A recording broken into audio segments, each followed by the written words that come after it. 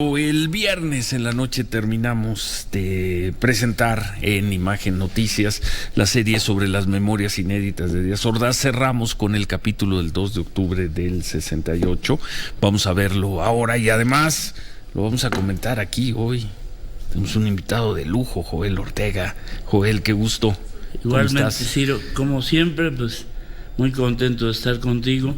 Muchas gracias. Estaba recordando que hace un año estuve contigo por estos con fechas. Motivo de la muerte de Marcelino. Sí, aquí más o menos, ¿no? Porque fue en julio. No, fue exactamente el 5 de agosto. El 5 de agosto. Y yo vine el martes siguiente, o sea, el 6 de agosto. Hoy hace un año. Hoy hace un año, mira lo que son las cosas. Como decía Fox, hoy. Vamos a ver lo de Díaz Ordaz. Después me interesaría, y creo que nos interesaría mucho conocer tu opinión sobre estas memorias. Y luego hablamos sobre lo que viene rumbo a los 50 años del 2 de octubre.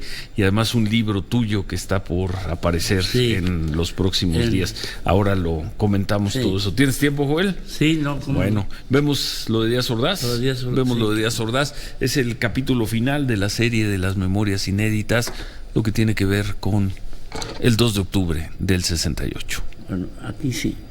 Que es un espléndido trabajo que hicieron los compañeros de Imagen Noticias con estas memorias inéditas de Díaz Ordaz.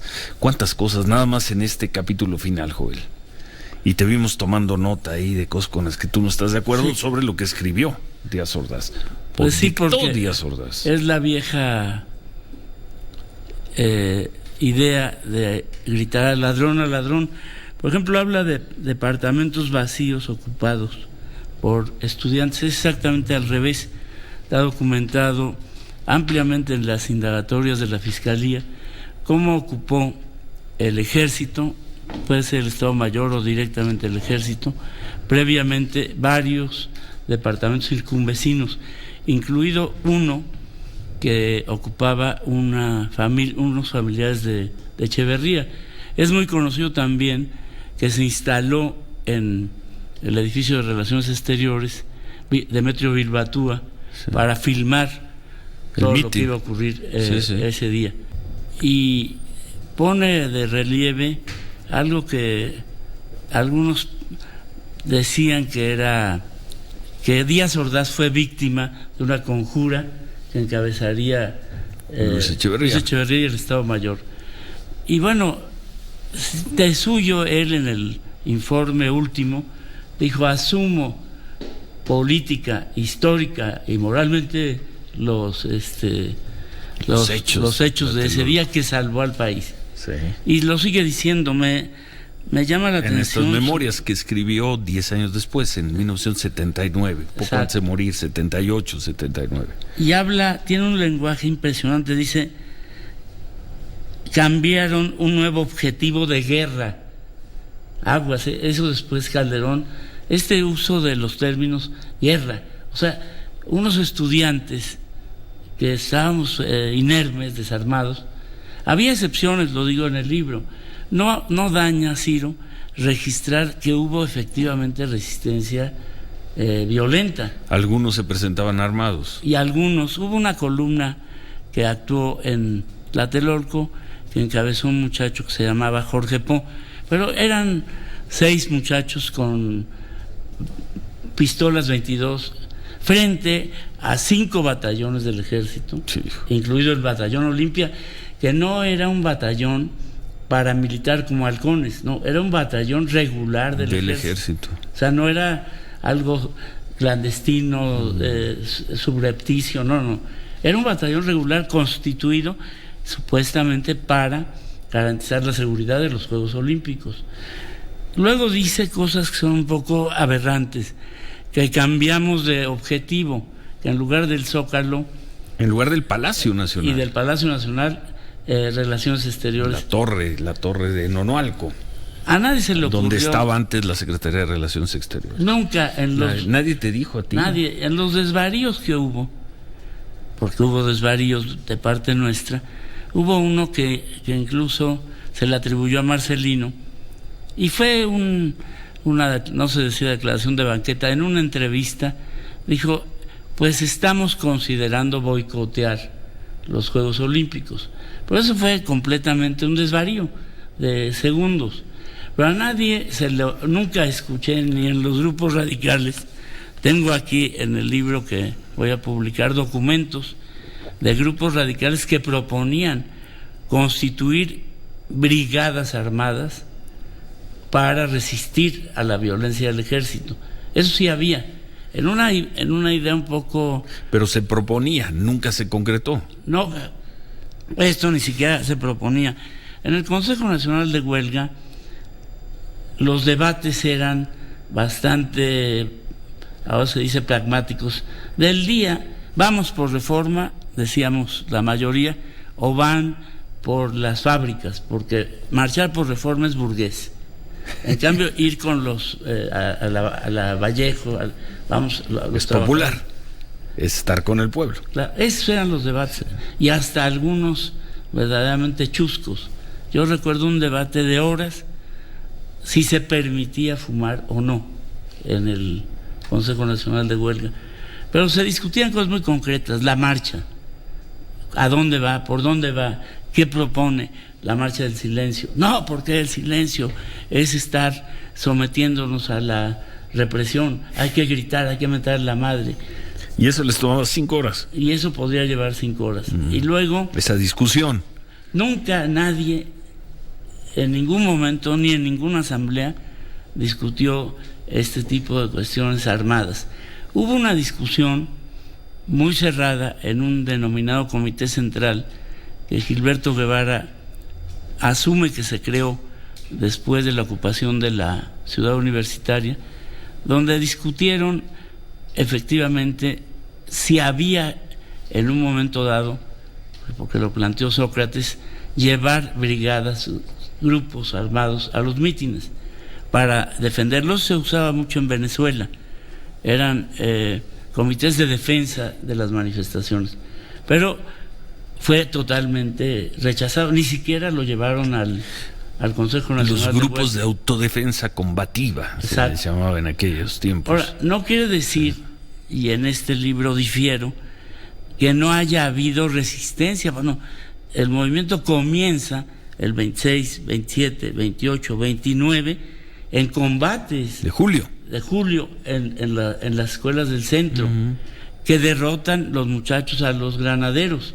Ante la incapacidad de los granaderos de tomar las escuelas, mandan al ejército el famoso 30 de septiembre. El bazucazo que dice Díaz Ordaz, que no fue bazucazo. No fue bazucazo, pues ustedes publicaron las fotografías y los films del disparo de la bazuca, ¿no? El film no, la fotografía. Foto, sí. Y dice Díaz Ordaz, muy chistoso, una puerta se abre empujándola. Y si no cae a la primera, se le sigue empujando. Yo creo que tenía una especie, era de humor negro, ¿no? Sí. Oye, y luego habla de los disparos, que avanza, dice, con una 45 en una mano y un magnavoz en la otra, el jefe, no sé qué operación, señor Hernández Toledo, que había Hernández Toledo, dice, pero recibe disparos por espalda. Sí. En dirección arriba hacia abajo. Ahí hay varias. Bueno, primero, en este libro tengo el documento que le pide el procurador al director del Servicio Médico Forense el 17 de octubre, intempore, no después de... Sí, 15 días después. Y de qué, los cuerpos que tiene ahí, qué heridas tienen. Y de 24, 22 tienen heridas de trayectoria horizontal y solo 2 de trayectoria descendente. Pero esto de la espalda de Hernández Toledo, los edificios grandes estaban hacia el lado oriente, sí. El Chihuahua, el 2 de abril y otros. Hernández Toledo va caminando, bordeando el pasillo que está entre las ruinas y lo que entonces era la Vocacional 7. No hay edificios altos ahí, pero creo que tiene mucha importancia, Ciro, decir, no es la primera vez en la represión a los que protestaban por el fraude en la Alameda de 1940, la estrategia o la táctica represiva es herir al comandante que encabeza. Eso se repite en Aguas Blancas y en otros momentos.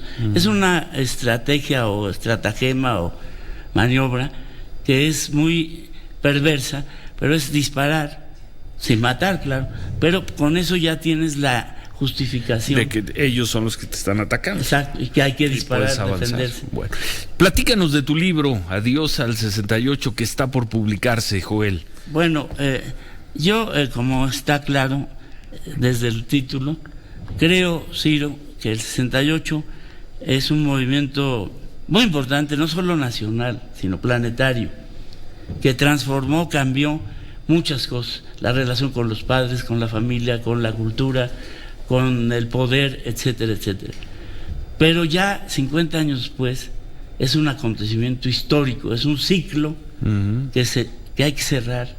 No podemos, bueno, ya yo tengo 72 años, los compañeros tienen más o menos mi edad, ir cargando los féretros y el 2 de octubre no se olvida. Tenemos que cerrar el capítulo y emprender las tareas que vienen, sobre todo los muchachos.